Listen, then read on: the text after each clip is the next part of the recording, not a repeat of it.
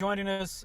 What did you learn from the first time facing Herbert that you can take into this game? And secondly, you're new to this, but is there any trepidation among players the way the COVID stuff has changed? How do you personally feel about it? Do you feel safe since the Chargers have like 14 guys kind of moving in and off, and you guys have added guys? Um, yeah, Justin, I caught on from him since last year. I've been watching the games of him from last year when I played against him. He's got a great arm talent. He's a very talented QB with a lot of great perimeter receivers. So we know it's going to be a challenge regardless. Last game, we did a pretty good job of eliminating the big explosive plays from him and their offense. And it's going to be another task at hand for us to do. But yeah, with COVID, I just think we've been dealing with it the whole year, and with the new protocols coming, I just think the more rule changes they have to it, the more and more you got to be more aware of the situation that's at hand. And with them as well, I know they had a couple of players out last week, and I know some players are expected to come back this week against us. So we'll see. Go ahead, George. Yeah, Pat, I know you haven't been here as long as most guys, but what's the sentiment in the locker room right now, knowing that the playoffs, it's going to be tough to get there with 2 games left? What's maybe the feeling in the locker room, especially among veteran players? Well, the feeling right now, of course, is to focus on these 2 games. That's where our main priority is right now, finishing these 2 games out, big division games. So, of course, chances, there's never an impossible chance to make it, but, we just got to focus on the present and what can we do now for the future. Let's go, Eric, followed by Zach Stevens. Go ahead, Eric. Yep. Pat, couple for you. The first one, has this been tougher at all on you because you went to Alabama, you had success in high school, and kind of a new thing for you to be battling for a spot?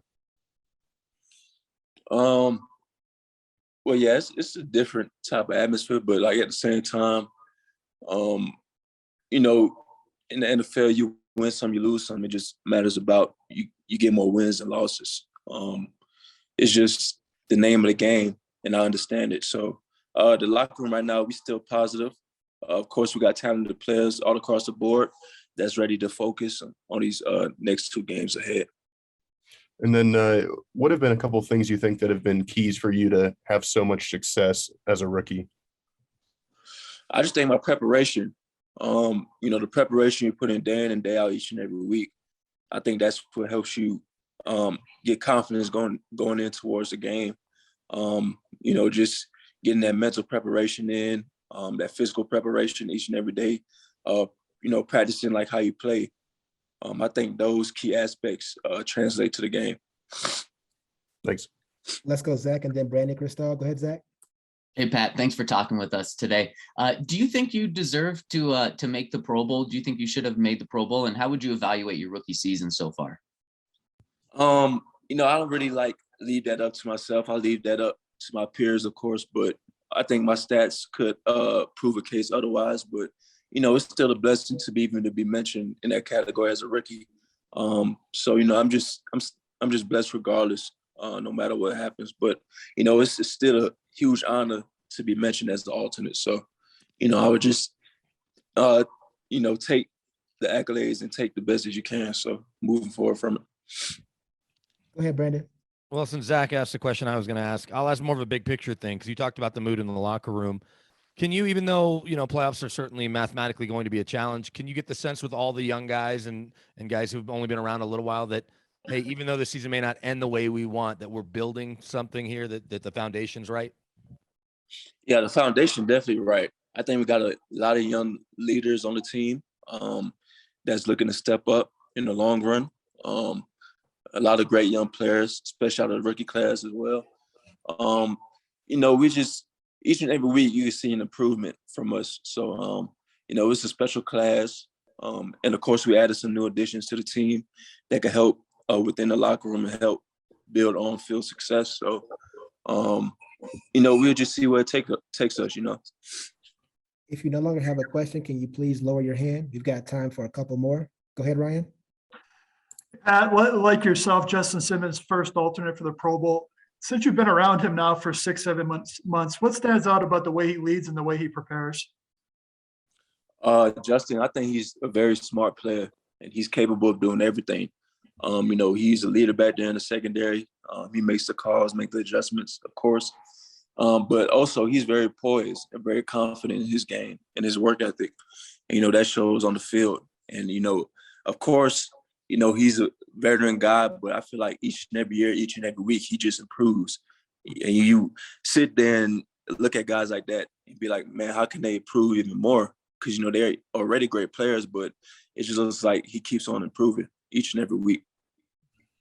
Let's go last two, Nick and then Kyle. Go ahead, Nick.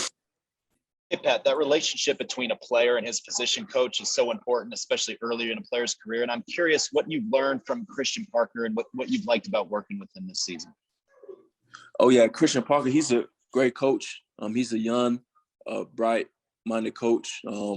He knows the X's and O's, the differences in between the game. He knows how to prepare you well. He's just a great all-around coach. And, he's just very hands-on, tell you what you're doing wrong or right. So, he's just a great coach all around. Go ahead, finish this off, Kyle. You and Micah Parsons have obviously been leading the Defensive Rookie of the Year conversation all year. What are your thoughts on that? How do you think your season stacks up against his? And any thoughts on kind of where you stand in that race?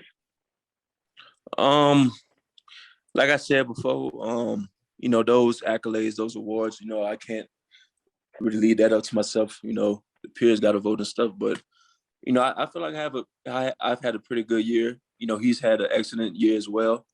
We're both tremendous players, and I just feel like with those awards, we both highly deserving of it. And then one final one for you with John Madden. Obviously, you're a pretty young guy. You probably think of him as a color guy and a video game guy first. What's kind of his legacy in your mind? I think his legacy stands out more important than the game, of course. I think as just a coach and as a person along to the NFL community, he's a tremendous ambassador for the NFL, a big face for the NFL. It's a huge loss for the NFL community, but his legacy will live on forever. So, he was a great person and a great coach all around. All right, Pat, thank you so much. Before you leave, I think somebody wants to say something to you. Hey, Pat, I got a question, man. So got a lot of people, they want to know who would win.